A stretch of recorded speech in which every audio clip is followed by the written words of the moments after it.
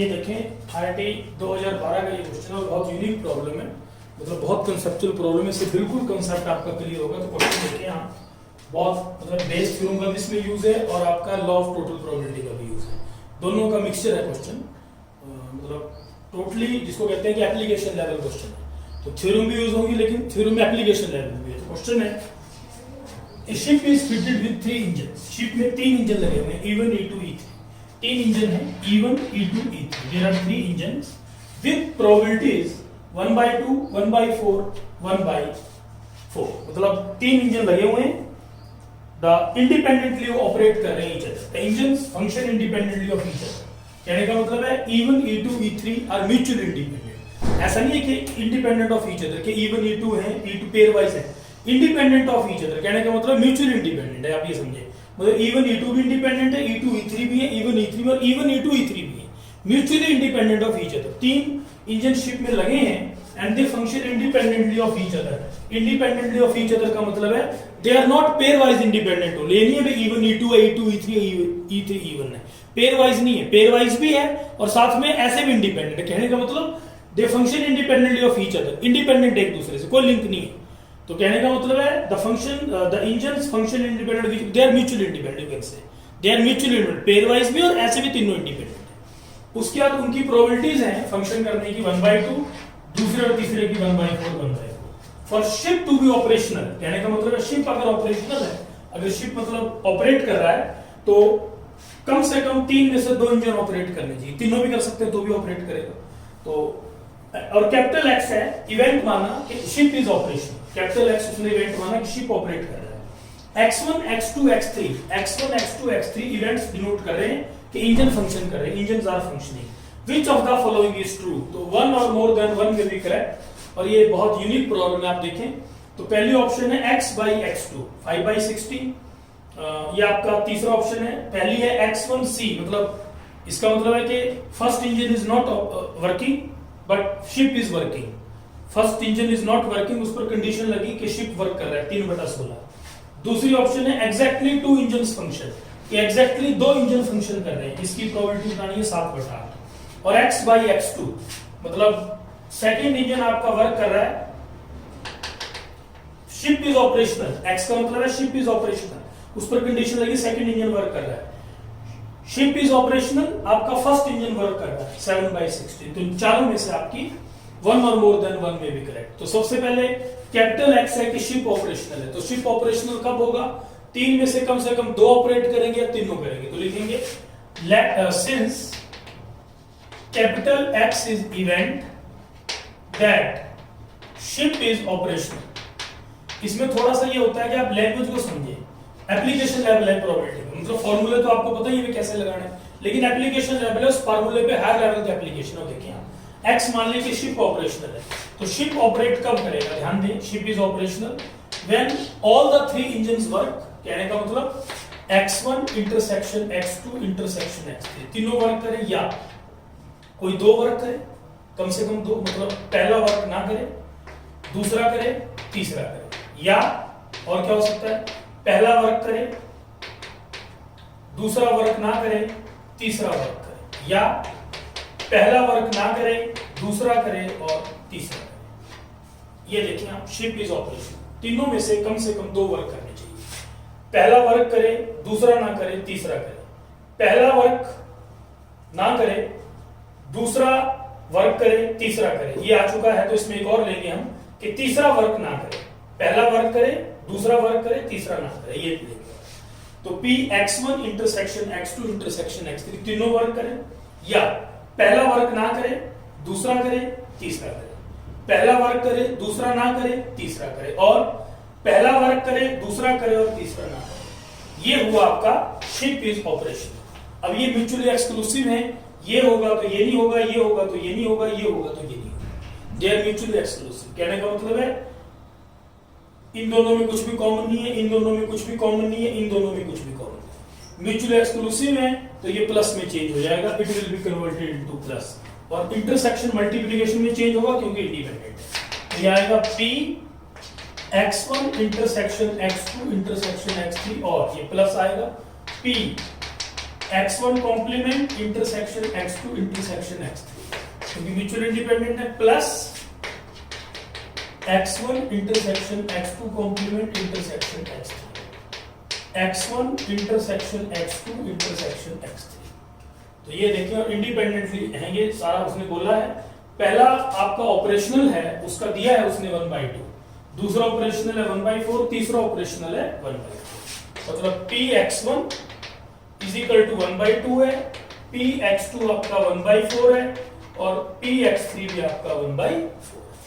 तो ध्यान दें इंडिपेंडेंट है तो ये क्या होगा, px1 px2 px3 plus px1 बार px2 px3 px1 px2 बार px3 plus px1 px2 px3 बार। ये आएगा। अब आप देखें पहला शिप ऑपरेशनल है उसकी 1/2, दूसरा शिप ऑपरेशनल है 1/4, तीसरा ऑपरेशनल है 1/4। पहला ऑपरेशनल नहीं 1 माइनस हाफ, दूसरा ऑपरेशनल है 1/4 1/4 प्लस पहला ऑपरेशनल है 1/2, दूसरा ऑपरेशनल नहीं, तीसरा ऑपरेशनल है 1/4। पहला ऑपरेशनल है, दूसरा ऑपरेशनल है, तीसरा ऑपरेशनल नहीं। ये देखिए आप व्हाट यू आर गेटिंग, ये आएगा कि probability that ship is operational. तो 1/32 1/32 प्लस 3/32 और यहाँ पर 3/32। तो यू आर गेटिंग हियर 8/32 1/4। तो px आ गया probability that ship is operational, क्योंकि ऑपरेशनल होगा व्हेन 3 में से कम 2 करें या तीनों करें, तो उन्होंने निकाल लिया। तो 1/4 आप नोट करें। ये आपको पता है इंडिपेंडेंट वर्क कर रहे हैं। इंडिपेंडेंट का मतलब है कि एक दूसरे के साथ एक का वर्क करना दूसरे पे इफेक्ट नहीं कर रहा है। पेयर वाइज इंडिपेंडेंट और वैसे भी इंडिपेंडेंट, पेयर वाइज तो है ही और वैसे भी है, तीनों भी इंडिपेंडेंट। तो intersection will be converted into multiplication, intersection will be converted into multiplication, intersection will be converted into multiplication, independent भी मल्टीप्लिकेशन में कन्वर्ट होगा। ये ध्यान रखें, ये मत सोचें कि पेयर वाइज है, इंडिपेंडेंट है तो म्यूचुअली है, ये ध्यान रखें। तो ये आएगा तो 1/4 आएगा शिप इज ऑपरेशनल। अब बारी बारी से आपके पार्ट्स इसके सॉल्व होंगे, तो ध्यान दें थोड़ा सा। डाटा सारा आपके पास है, ये आप लिख लें पहले, जो पहले शिप ऑपरेशनल का, क्योंकि मेरे को मिटाना पड़ेगा, स्पेस नहीं है। px2 आपका 1/4 है, px3 भी आपका 1/4 है। तो अब ध्यान दें आप, how will be solve further, इसके पार्ट्स कैसे सॉल्व होंगे। तो देखें जरा फर्स्ट पार्ट, सबसे पहले पार्ट पे आ रहे हैं, तो बारी बारी सॉल्व करेंगे, देखेंगे, चेक करेंगे, है नहीं x1c/x। इसका क्या मतलब है, फर्स्ट इसका मतलब है x1 complement by x। a by b का फॉर्मूला क्या होता है, x1 complement intersection x by p of x। What does it, इसका क्या मतलब है, देखिए इसको लैंग्वेज में समझिए। x1 कॉम्प्लीमेंट का मतलब पहला इंजन ऑपरेट नहीं, पहला इंजन फंक्शन नहीं कर रहा है। पहला इंजन, इसका मतलब है फर्स्ट इंजन, प्रोबेबिलिटी निकालने की फर्स्ट इंजन फंक्शन नहीं कर रहा है, बट शिप इज ऑपरेशनल, क्योंकि इंजन ऐसा नहीं बाहर रखे हुए, शिप में लगे हुए engine.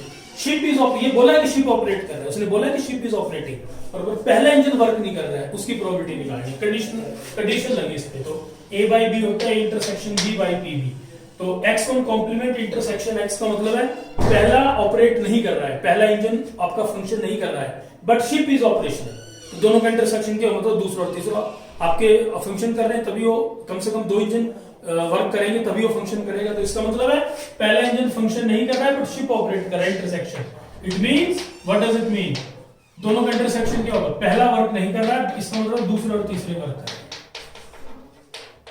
Upon p of x। p of x है, इट इज फंक्शन, वो निकाला है p ऑफ x 1/4। तो पहला ऑपरेट नहीं कर रहा है 1 माइनस हाफ, दूसरा ऑपरेट कर रहा है 1/4, तीसरा ऑपरेट कर रहा है 1/4। तो ये ध्यान दें आप, 1/4 से 1/4 कट गया 1/8। तो आंसर इसका 3/16 है, तो पहला आंसर नहीं होगा, this answer is not there. तो ये आंसर आपका नहीं आएगा, नोट करें आप। इसका मतलब है first option is not there. इसको समझें, x1 कॉम्प्लीमेंट इंटरसेक्शन x, इसका क्या मतलब है, इसका मतलब है x1 कॉम्प्लीमेंट ऑफ x का क्या मतलब है, शिप आपका ऑपरेट कर रहा है, बट पहला इंजन फंक्शन नहीं कर रहा है। तो a बाई बी होता है a intersection b by p। a intersection b का क्या मतलब है, a इंटरसेक्शन b का मतलब है कि फर्स्ट इंजन फंक्शन नहीं कर रहा है, x1 कॉम्प्लीमेंट का मतलब है फर्स्ट इंजन फंक्शन नहीं कर रहा है but ship is operating, ship आपका ऑपरेट कर रहा है। इसका मतलब है पहला इंजन फंक्शन नहीं कर रहा है और दूसरा और तीसरा इंजन फंक्शन कर रहे हैं। तो दोनों ए इंटरसेक्शन बी, पहला फंक्शन नहीं कर रहा है पर दूसरा और तीसरा फंक्शन कर रहे हैं, ये मतलब होगा दोनों के इंटरसेक्शन का। तो दूसरा और तीसरा इंजन आपके फंक्शन कर रहे हैं। तो x2 into x3, तो रिक्वायर्ड आंसर इज 1/8। तो ये आपका आ गया, तो पहला नहीं है। दूसरा देखें आप, इस पार्ट में थोड़ा सा कंसेप्ट है, आपको देखना पड़ेगा ध्यान से, वेरी कंसेप्चुअल पार्ट। तो इसमें देखें, दूसरा है exactly two engine function, probability exactly two engine function. तो उसको मान लें, let f be event that exactly two engines function।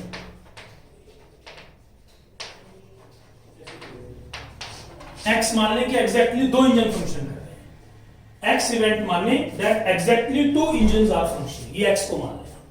तो ध्यान दें, x मान लिया कि एग्जैक्टली टू इंजन फंक्शन। अब इसमें थोड़ी सी कंफ्यूजन स्टूडेंट को हो जाती है कि आप ये निकाल के आगे कि एग्जैक्टली टू इंजन फंक्शन, ये थोड़ा सा मतलब application level, higher application level है। देखिए, इंजन आपके शिप में लगे हैं, जब इंजन दो इंजन कम से कम काम करेंगे तो शिप ऑपरेट करेगा।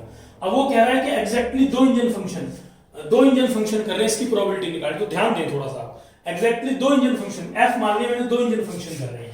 तो ये मान के चलो कि देखिए, इंजन शिप में लगे तो शिप ऑपरेट करेगा, अगर कम शिप ऑपरेट करेगा नहीं करेगा, मतलब इंजन का डायरेक्ट लिंक शिप से। अगर दो इंजन कम से कम काम करेंगे तो शिप ऑपरेट करेगा। अगर आपका कोई मतलब दो इंजन काम नहीं करेंगे तो शिप ऑपरेट नहीं करेगा। वो बोल रहा है एग्जैक्टली टू इंजन फंक्शन, इसका मतलब प्रोबेबिलिटी निकालने की एग्जैक्टली दो इंजन फंक्शन कर रहे हैं, मतलब शिप आपका ऑपरेट कर रहा है। ये मान के चलो कि शिप ऑपरेट कर रहा है, क्यों? क्योंकि दो इंजन फंक्शन शिप ऑपरेट हो रहा है, लेकिन प्रोबेबिलिटी निकालने की एग्जैक्टली दो इंजन फंक्शन कर रहे हैं। ये मतलब ये समझिए आप कि एग्जैक्टली टू इंजन फंक्शन, तो बेसिकली ये सिंगल प्रोबेबिलिटी नहीं है, ये कंडीशनल प्रोबेबिलिटी है। Basically he want to ask f by x, f by x का मतलब है exactly two engine function. f माना मैंने दो इंजन फंक्शन कर रहे हैं, दो एग्जैक्टली दो इंजन फंक्शन कर रहे हैं, इसकी प्रोबेबिलिटी निकालनी, पर उस पर कंडीशन लगेगी कि शिप आपका ऑपरेट कर रहा है। क्योंकि दो इंजन फंक्शन कर रहे हैं तो शिप ऑपरेट हो रहा है, शिप ऑपरेट हो रहा है, ये कंडीशन लग गई किस पर? कि एग्जैक्टली दो इंजन फंक्शन कर रहे हैं, एग्जैक्टली दो इंजन फंक्शन कर रहे हैं, शिप ऑपरेट हो रहा है। तो f by x आपको पता ही है, p f intersection x by px। तो f इंटरसेक्शन x का क्या मतलब है? f इंटरसेक्शन x का मतलब है कि x का मतलब है कि इंजन शिप ऑपरेट हो रहा है, f का मतलब है एग्जैक्टली दो इंजन फंक्शन कर रहे हैं, एग्जैक्टली टू इंजन फंक्शंस, मतलब दो कर रहे हैं, कोई दो कर रहे हैं, तीसरा नहीं कर रहे, एग्जैक्टली दो कर रहे हैं सिर्फ।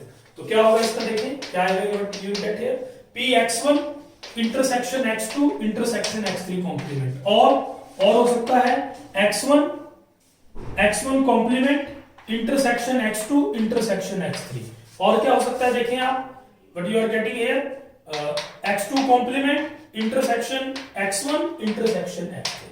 तो ये आएगा अपॉन p ऑफ x आपने निकाला है, दैट इज 1/4। और ये इंडिपेंडेंट है, उसमें बोला ही है, अगर होना इंडिपेंडेंट है तो ना होना भी इंडिपेंडेंट है, कई बार मैं आपको बता चुका हूं।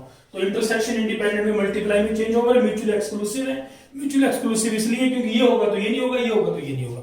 इस क्वेश्चन, इस पार्ट में सिर्फ एक ही बात बहुत इंपॉर्टेंट है जो आपने सीखनी है, वो ये है कि f मान लिया कि एग्जैक्टली दो इंजन फंक्शन कर रहे हैं, एग्जैक्टली दो इंजन फंक्शन कर रहे हैं, इसकी प्रोबेबिलिटी सिंगल प्रोबेबिलिटी नहीं है ये कि सिर्फ दो इंजन फंक्शन कर रहे हैं उसकी प्रोबेबिलिटी है उस पर, क्योंकि शिप ऑपरेट मतलब एग्जैक्टली दो इंजन फंक्शन कर रहे हैं, इसकी प्रोबेबिलिटी निकालनी, मतलब शिप ऑपरेट हो रहा है, it is given ship is operating but exactly two engine are functioning, मतलब क्योंकि इंजन का डायरेक्ट लिंक शिप से है, तो प्रोबेबिलिटी निकालनी है एग्जैक्टली टू इंजन फंक्शन, मतलब दो इंजन फंक्शन कर रहे हैं, शिप ऑपरेट हो रहा है, एग्जैक्टली टू इंजन फंक्शन की कंडीशन लगी उसके कि शिप ऑपरेट हो रहा है। तो f intersection x by px, तो यू कैन कैलकुलेट, कैलकुलेशन तो सिंपल है, मल्टीप्लाई हो जाएगा सारा, you will gate here px1, you will get here px2, you will get here px3 complement plus px1 px2 px3 plus px2 px1 px3, you can easily calculate। px आपको दिया ही है, that is your 1/4। तो ये calculation भी आप कर लें, ध्यान दें थोड़ा सा, px1 1/2 px2 1/4 3/4 plus px1 1 minus 1/2 1/2 px2 1/4 px3 1/4 plus, क्योंकि 1 minus 1/2 1/2 होगा, px2 it is your x2 bar, that is 1 minus 1/4 3/4, then your px1 that is 1/2 and 1/4 upon px आपको 1/4 दिया है। तो ये देखें आप ध्यान दें थोड़ा सा, 3 + 1 4 + 3 7, तो 7/32 अपॉन 1/4 4/1, तो that you are getting here 7/8। तो ये आंसर आपका ट्रू है, तो बी ऑप्शन आपकी राइट होगी, 7/8 इज द राइट आंसर। इसमें बस ये चीज ध्यान दें, एग्जैक्टली 2 इंजन फंक्शन, इसकी प्रोबेबिलिटी निकालनी है दैट एग्जैक्टली 2 इंजन फंक्शन। तो कहने का मतलब है सिर्फ सिंपल इसी की, क्योंकि इंजन शिप में लगा है तो प्रोबेबिलिटी एग्जैक्टली, मतलब आप ये निकाल के आ जाए, सिर्फ ऊपर वाला निकाल के आ जाए तो क्वेश्चन गलत हो जाएगा आपका। तो ये ध्यान रखें, एग्जैक्टली 2 इंजन फंक्शन, मतलब कहने का मतलब है कि 2 इंजन फंक्शन कर रहे हैं तो शिप ऑपरेट करेगा, तो इसका मतलब है कि प्रोबेबिलिटी निकालने की 2 इंजन फंक्शन कर रहे हैं, given ship is operating, ship आपका ऑपरेट हो रहा है, तो इस ढंग से आएगा। तो ये नोट करने आप, तो ये आंसर आपका राइट है। उसके बाद सी ऑप्शन देखते हैं, व्हाट इज सी ऑप्शन। तो सी देखें क्या है, x/x2 p x/x2, ये सिंपल है। दूसरी में था थोड़ा सा तो सोचने की बात नहीं है, तो क्लियर इसमें तो कंडीशन देगी इसने कि प्रोबेबिलिटी निकालनी है ship is operational and second engine is working. कह रहा है x/x2 शिप ऑपरेशनल पर कंडीशन लगी कि सेकंड इंजन इज वर्किंग। तो a/b आपको बताइए क्या होता है, x/x2 by px2। x/x2 का क्या मतलब है, ship is operational and second engine is working, इसका मतलब है second engine is working and ship is operational. तो इसमें कितने केस बनेंगे आप देखिए, कम से कम 2 इंजन आपके काम करने चाहिए अगर वर्क करेगा, तीनों चले जाए तो भी चलेगा। तो पहले तो ले लेंगे तीनों वर्क कर रहे हैं, x1 intersection x2 intersection x3, second engine तो वर्क करना चाहिए ना, तो बोला इसने px2 आपका पहला कर रहा है, तीसरा नहीं कर रहा है। और क्या हो सकता है आपका, दूसरा तो वर्क करेगा ही करेगा, आपका पहला नहीं कर रहा है, तीसरा वर्क कर रहा है, अपॉन p of x। तो ये नोट करें आप ध्यान से, तीनों वर्क कर रहे हैं, इसका आपके सामने में 1/2 1/4 1/4 प्लस 1/2 1/4 3/4 प्लस 1/4 1/2 एंड योर 1/4। तो ये ध्यान दें थोड़ा सा, upon p of x2, second engine का दिया है 1/4। तो what you are getting here, ये देखें आप, 3 + 1 4 + 1 5, 5/32 into 4/1, दैट इज 5/8। तो इसका आंसर आया 5/8। तो ये देखें सी ऑप्शन आपका राइट नहीं है, क्योंकि वहां 5/16 दिया है। अब आप डी ऑप्शन देखें, you please go for D. D option क्या है, डी में वो कह रहा है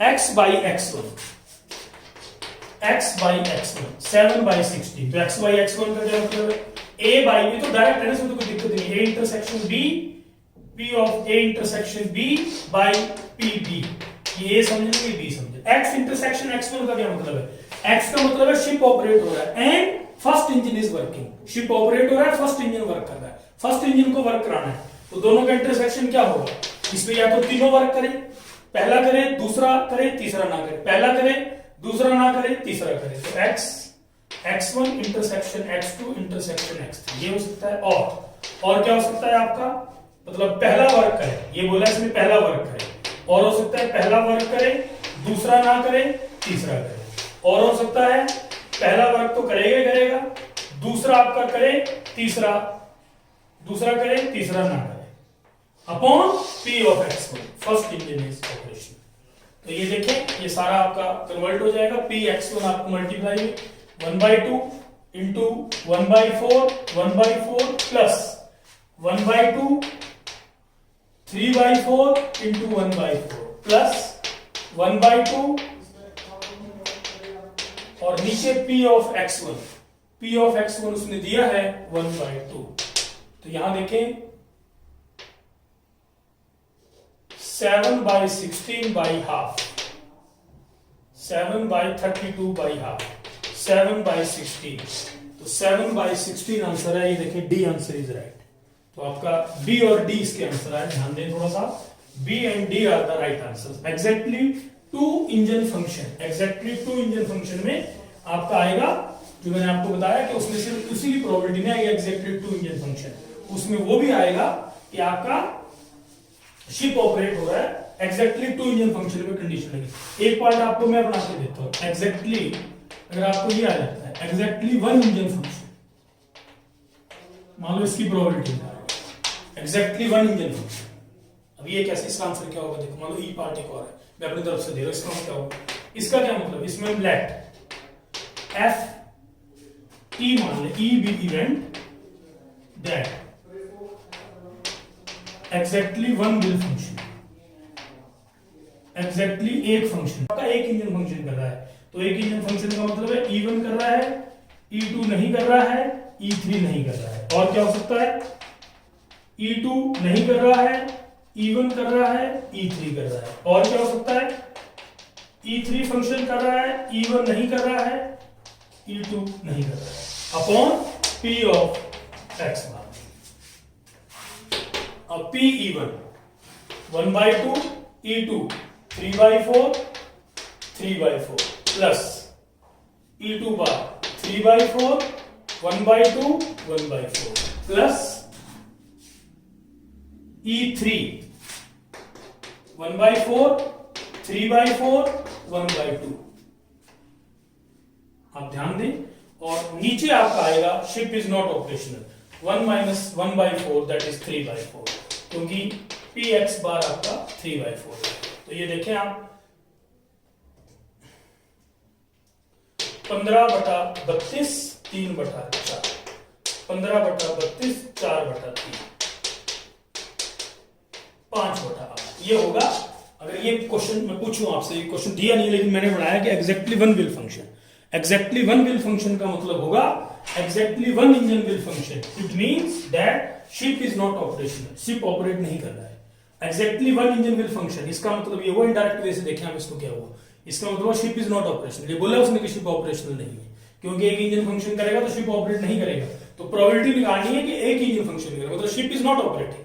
एग्जैक्टली वन इंजन फंक्शन का मतलब शिप इज नॉट ऑपरेटिंग।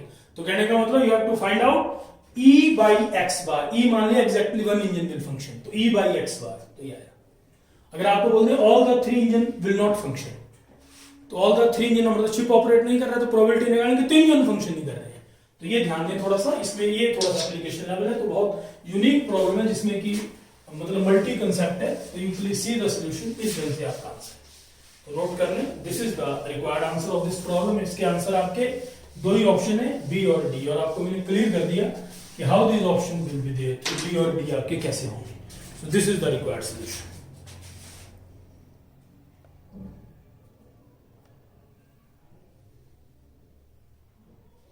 ये देखिए 1982 का क्वेश्चन है, A and B are two independent events. कह रहा है they are independent, P A greater than 0 और पी बी श्योर नहीं, तो P A complement by B complement. इसका पूछ रहा है ए ऑप्शन, ये बी, ये आपकी सी, ये D.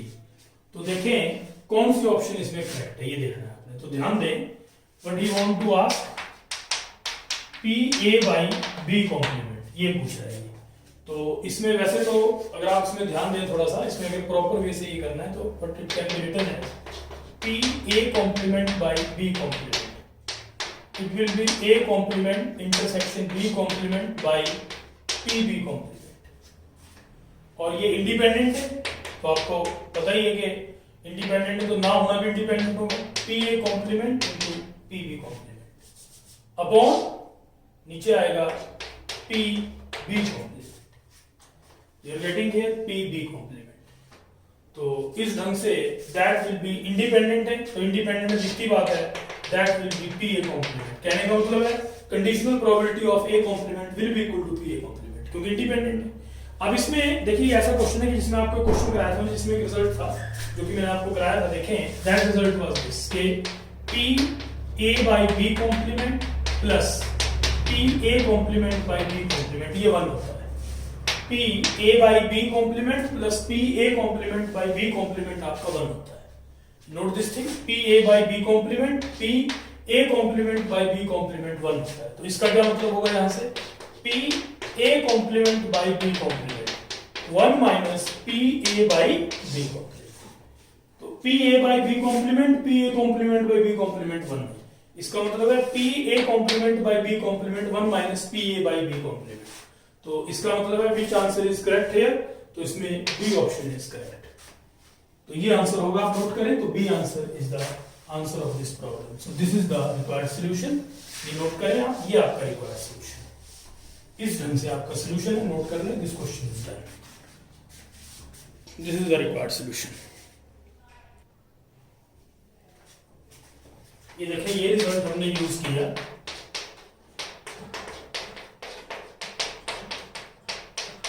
We have used this result, a by b complement, a complement by b complement 1। अब ये कैसे आया देखें, इसका एक बार आपको मैंने पहले भी कराया था, दोबारा करा देता हूं, उसको याद रखें।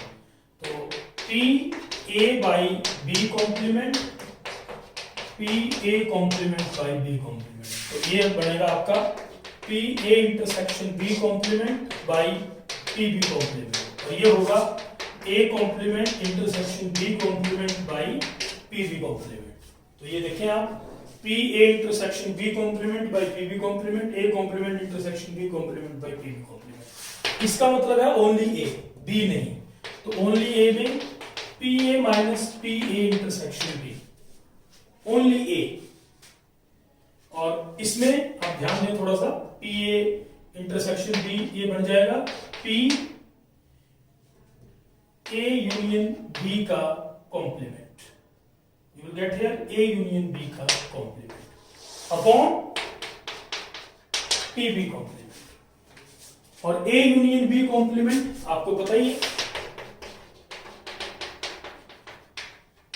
Plus 1 minus P A union B upon P B complement. नीचे P B कॉम्प्लीमेंट आएगा, ये बन जाएगा P A minus P A intersection B plus 1 minus PA plus PB, ये फॉर्मूला आपको पता है, PA intersection B upon PB complement. अब आप देखें, इसमें ध्यान दें, this equals PA intersection B minus minus plus, ये आ गया, तो this will be PA 1 minus PA minus PB upon PB complement, ये कट गया, 1 minus PB, PB complement PB complement, answer is 1, तो 1 इज आंसर। तो ये रिजल्ट यूजर्स का प्रूफ मैंने आपको करा दिया कि कैसे, एक ये होता है, एक ये भी रिजल्ट होता है, ये आपको बताया था मैंने, मतलब क्वेश्चन आया था, जैसे आपका ये अगर बोले आपको P A by B plus P A complement by B, this is also P A by B plus P A complement by B, it is also.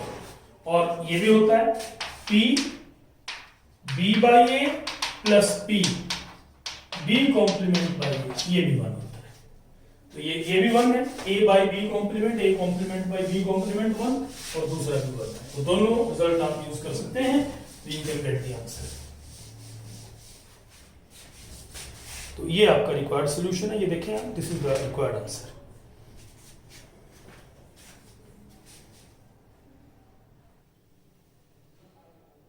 ये देखें, ये बहुत अच्छा क्वेश्चन है, और ये क्वेश्चन आपका जेईई मेंस में आ सकता है, it is very unique problem, अगर आप ध्यान दें इसमें। What is the question, that experiment has 10 equally likely outcomes, A and B are two non empty sets, A और B नॉन एम्प्टी सेट्स हैं। नॉन एम्प्टी का मतलब कि A और B का प्रोबेबिलिटी जो है वो 0 नहीं है, कुछ ना कुछ A में है। एक्सपेरिमेंट में 10 इक्वली लाइकली आउटकम्स है, मतलब हर एक आउटकम की प्रोबेबिलिटी 1/10 है। ये इक्वली लाइकली का मतलब है कि no preference is given to any result, हर एक सबकी प्रोबेबिलिटी सेम है 1/10। A एंड B दो नॉन एम्प्टी इवेंट्स हैं, दो नॉन एम्प्टी है, मतलब ऐसा नहीं है कि A की प्रोबेबिलिटी 0 है, B की भी 0 है।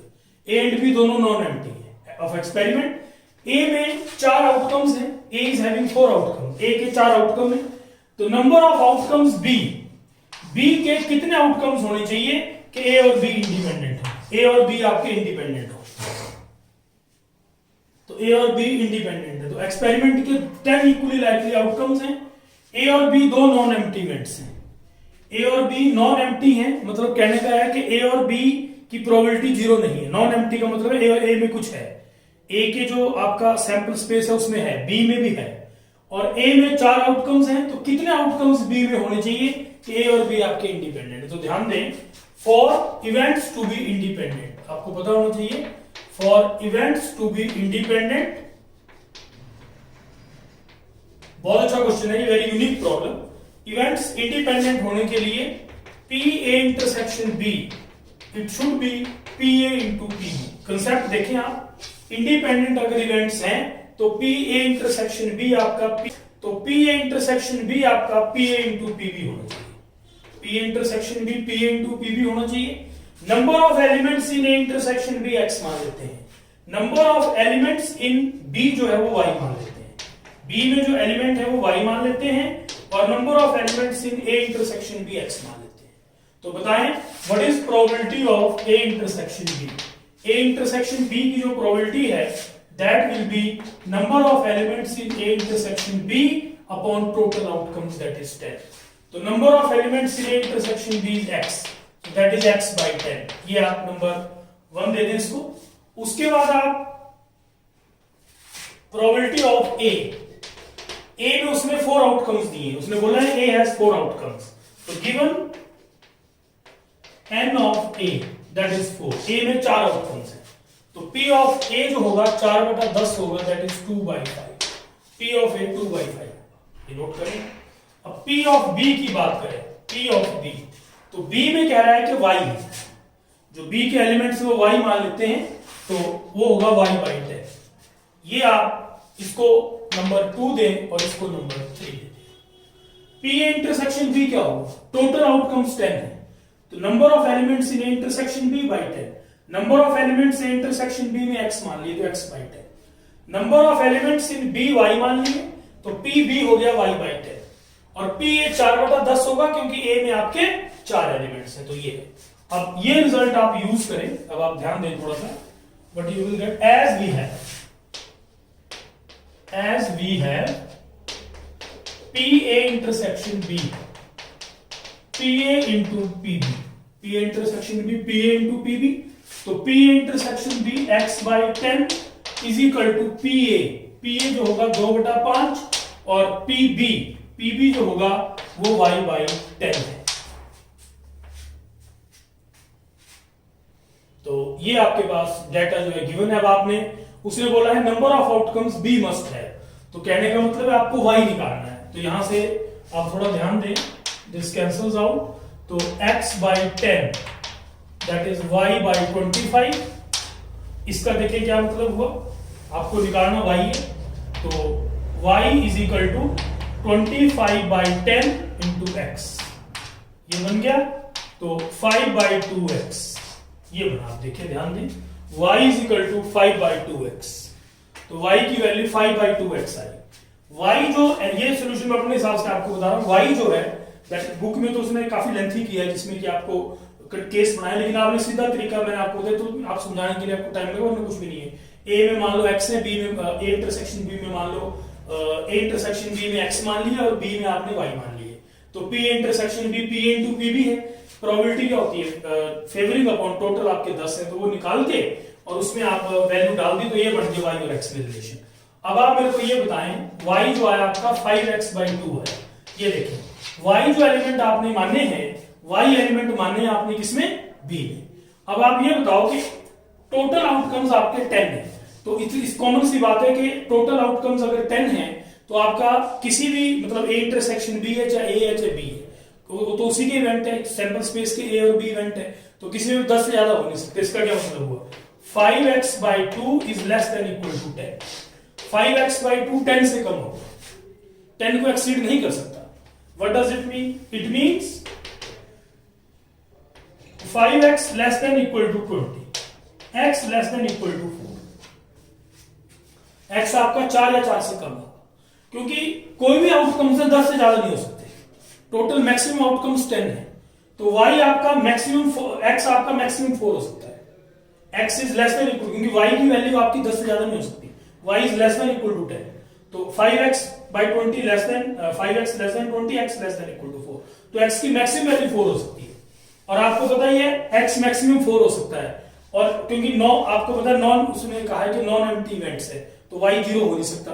अब फ्रैक्शन में आ नहीं सकता क्योंकि y जो है आउटकम्स है, तो x जो है 4 से कम है, तो ऑब्वियसली x/2 है, तो 2 का मल्टीपल होना चाहिए, क्योंकि ये 2 का मल्टीपल नहीं होगा तो ये फ्रैक्शन में आ जाएगा, पॉसिबल नहीं है। और मैक्सिमम x की वैल्यू 4 है, इफ x इक्वल टू 4, अगर x 4 है तो y आपका 10 आ रहा है, तो y comes out to be 10, y 10 आ रहा है, और 4 से कम है और 2 का मल्टीपल होगा क्योंकि x/2 है। Also x should be multiple of 2, x जो है वो 2 का मल्टीपल होना चाहिए, x should be multiple of 2। 2 का मल्टीपल इसलिए होना चाहिए क्योंकि आपका फ्रैक्शन में नहीं हो सकता इवेंट, y जो है आपका इवेंट्स है, आपके नंबर ऑफ उसके एलिमेंट्स हैं बी सेट के जो माने हैं आपने। तो what does it mean, x आपका 2 का मल्टीपल होना चाहिए। इट मींस x आपका फिर एक 2 हो सकता है। If x is 2 y is 5। इसका मतलब आंसर होगा इसका 5 और 10। तो 2 आंसर हो सकते हैं, 5 या 10। 10 तो मैंने आपको बता दिया क्योंकि टोटल आउटकम्स 10 है, तो 10 से ज्यादा तो हो ही नहीं सकते, चाहे x है चाहे y है। तो दिखती बात है कि 5x/2 less than equal to 10। तो 5x is less than 20, x is less than equal to 4। 4 से ज्यादा x नहीं हो सकता। अगर x 4 होता है तो y 10 है, और x/2 है तो 2 का मल्टीपल होगा, क्योंकि आपका ये फ्रैक्शन में नहीं आ सकता। 2 का मल्टीपल होगा तो x 2 होगा, 2 होगा तो y 5 होगा। तो 5 और 10। और वैसे भी इसके जो ऑप्शंस हैं वो आप लिख लें, इन्हीं ऑप्शंस में से एक ऑप्शन होगा। If you please note the options, ये इसके ऑप्शंस दिए हैं।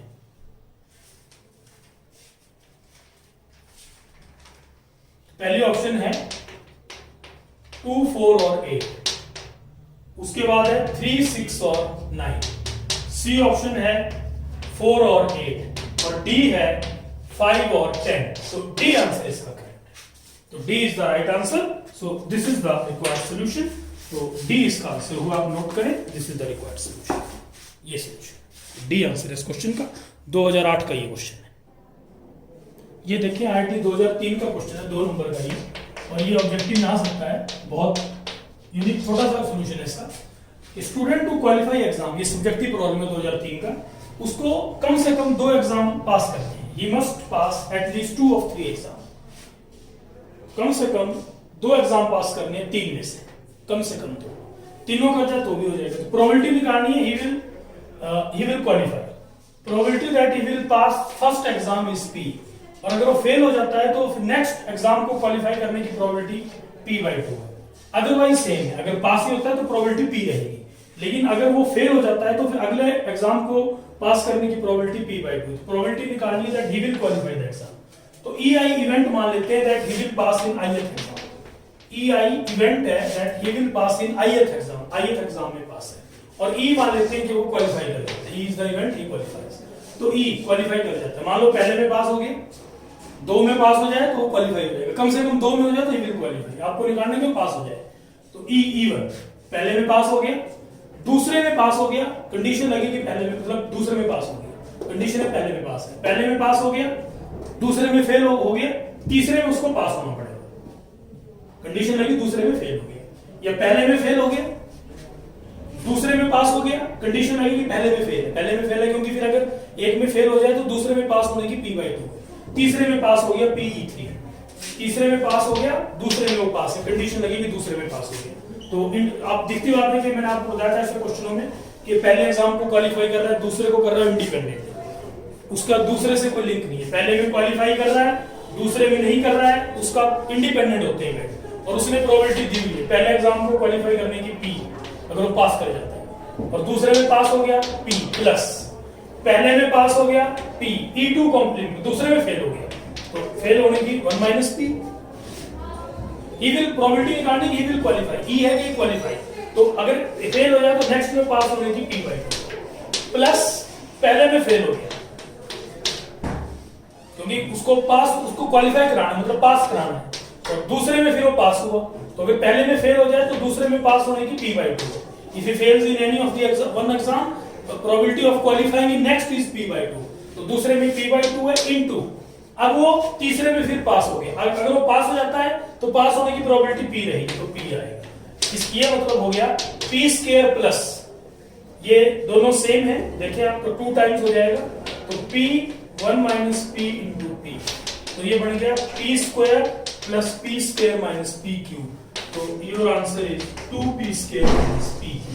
सो this is the required answer. ये 2003 का 2 नंबर का क्वेश्चन, आपका जो सब्जेक्टिव क्वेश्चन आया है, सब्जेक्टिव में क्वेश्चन आया था, तो ये आपका सॉल्व हुआ क्वेश्चन। एक बार दोबारा देख लें कि अच्छे क्वेश्चन हैं ये, थोड़ा सा कंसेप्ट क्लियर होता है कि फॉर स्टूडेंट टू क्वालिफाई, अगर उसने क्वालिफाई करना है, ही must pass at least 2 of the 3 exam.